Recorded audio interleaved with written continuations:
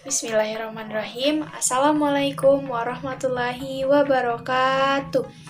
Baiklah, di sini Kakak Sinta Noviana akan menjelaskan mengenai keterkaitan antara edupreneurship dan materi fikih kelas 6 SD, yaitu tentang jual beli. Mari simak videonya ya. Nah, sebelum kita masuk ke materi, kita harus mengetahui apa sih edupreneurship itu. Nah, edupreneurship ini sendiri bertujuan untuk mendidik seseorang supaya mampu mengerjakan dan menghasilkan produk atau sesuatu yang mempunyai nilai jual dan dapat dimanfaatkan oleh semua orang. Nah, di sini kakak akan membahas mengenai nilai jual, di mana jual beli ini akan kita kaitkan dengan materi fikih di kelas 6 SD tentang jual beli. Saja kita masuk ke materinya ya adik-adik. Manusia diciptakan oleh Allah Subhanahu wa Ta'ala sebagai makhluk sosial. Ia harus berinteraksi dengan manusia lainnya untuk memenuhi kebutuhan hidupnya. Bentuk interaksi ini sendiri yaitu diantaranya adalah jual beli yang sering kita lihat setiap hari. Kebutuhan hidup manusia dikelompokkan dalam dua macam, yaitu kebutuhan pokok dan kebutuhan tambahan. Salah satu cara untuk memenuhi kebutuhan hidup tersebut, manusia melakukan jual beli. Sejak zaman dahulu, manusia telah melakukan jual beli ini meskipun dengan cara yang sederhana. Bentuk jual beli pada masa lalu yaitu dengan tukar-menukar barang, atau biasa kita sebut dengan istilah barter.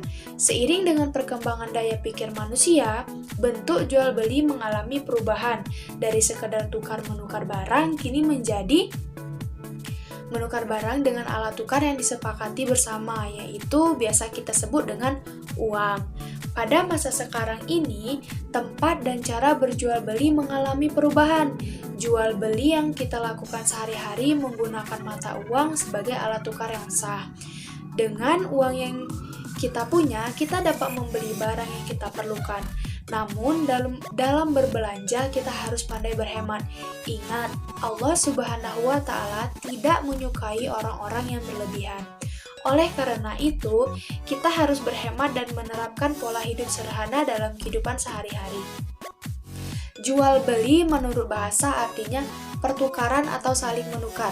Sedangkan menurut pengertian fikih, jual beli adalah menukar suatu barang dengan barang lainnya yang sebanding. Jual beli juga dapat diartikan menukar uang dengan barang yang kita inginkan. Jual beli dinyatakan sah apabila memiliki rukun-rukun dan syarat-syaratnya. Nah, setelah jual beli dilakukan secara sah, barang yang dijual menjadi milik pembeli, sedangkan uang yang dibayarkan pembeli sebagai pengganti harga barang menjadi milik penjual. Jual beli sudah ada sejak zaman dahulu, walaupun bentuknya berbeda ya. Jual beli juga dapat dibenarkan dan berlaku sejak zaman Rasulullah Shallallahu Alaihi Wasallam sampai saat ini. Jual beli mengalami perkembangan seiring pemikiran dan pemenuhan kebutuhan manusia. Nah, macam-macam jual beli yang diterapkan di masyarakat pada zaman ini atau zaman sekarang. Yang pertama yaitu jual beli barter, tukar menukar barang dengan barang. Atau yang kedua money changer, pertukaran mata uang. Yang ketiga yaitu jual beli kontan. Yang keempat jual beli dengan cara mengangsur. Yang kelima jual beli dengan cara lelang. Nah, ini ditawarkan kepada masyarakat umum untuk mendapatkan harga yang paling tinggi. Berbagai macam jual beli tersebut harus dilakukan sesuai dengan hukum jual beli dalam agama Islam. Hukum asal jual beli adalah mubah atau boleh. Allah Subhanahu wa Ta'ala telah menghalalkan praktik jual beli sesuai ketentuan dan syariatnya. Nah, dalam Quran surah Al-Baqarah ayat 2, dan Allah telah menghalalkan jual beli dan mengharamkan riba.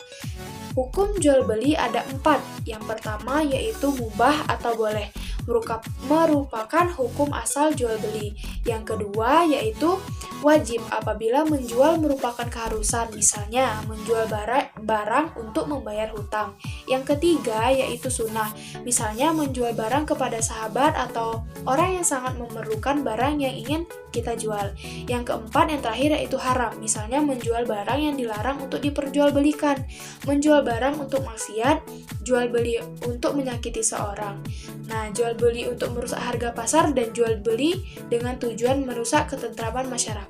Itu jual beli yang haram ya. Jual beli dinyatakan sah apabila memenuhi rukun dan syarat jual beli. Rukun jual beli berarti sesuatu yang harus ada dalam jual beli. Apabila salah satu rukun jual beli tidak terpenuhi, maka jual beli tidak dapat dilakukan ya adik-adik. Menurut sebagian ulama besar, rukun jual beli ada 4 macam. Yang pertama, penjual dan pembeli. Yang kedua, benda yang ingin dijual. Yang ketiga, alat tukar yang sah atau kita sebut dengan uang. Dan yang terakhir yang keempat yaitu ijab kabul adalah perkataan penjual dalam mengenalkan barang dagangannya. Misalnya nih, saya jual barang ini seharga 50 juta rupiah, sedangkan kabul adalah perkataan pembeli dalam menerima jual beli. Misalnya, saya beli barang itu seharga 50 juta rupiah.